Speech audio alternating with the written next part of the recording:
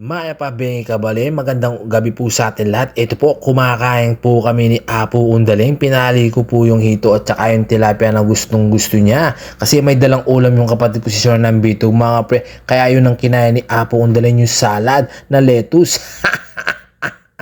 O bahala ka, Apo Undaling, basta ako nang kureng pinali ko. Oloy mi Apo ko sa guli magtampu yo. Kaya ni mga tana po, yan nakamagtampu. Hindi, kumuha lang pala siya ng kanin niya. Mga pre, gusto niya yung may malamig na kanin. Etong Apo Undaling mga pre, basta nagutom yan, kakain niyan kahit madaling araw. Basta naramdaman niya nagugutom siya, mga pre, tatayo yan. Walang kaselan-selan sa pagkain niya, mga pre. Yan si Apo Undaling, ipinagmamalaki ko sa inyo lahat. Sasabihin ko sa inyo mga pre, mas malakas pa sa si Apo Undaling eh. Ang gusto ko kaya Daling mga pre, basta matutulog na, itatanong niya lahat kung saan yung mga apo niya, umuwi na ba to, umuwi na dito, si Kuya Nicky nyo, nandiyan na ba, nakiga na ba, nasa labas ba siya, nasa teres ba, ganyang magmahal ng apo si Apo Daling mga pre, pati sa pamilya niya, pati sa mga anak niya. Diba, napakasarap ng feeling pag ganun yung pamilya mo, napakasaya ng buhay mo mga pre.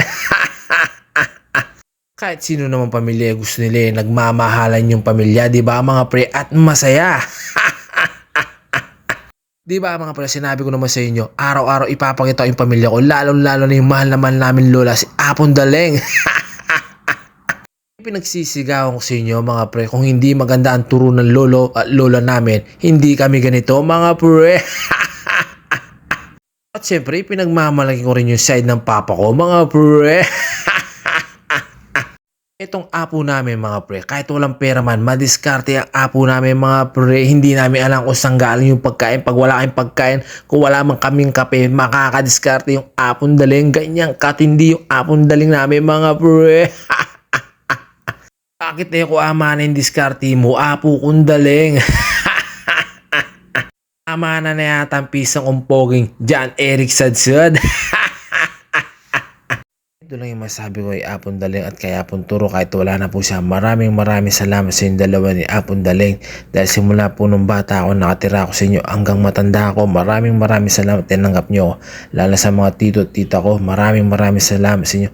Kahit hindi nyo nakikita, nararamdaman, mahal na mahal ko kayo. The piso man. I love you all.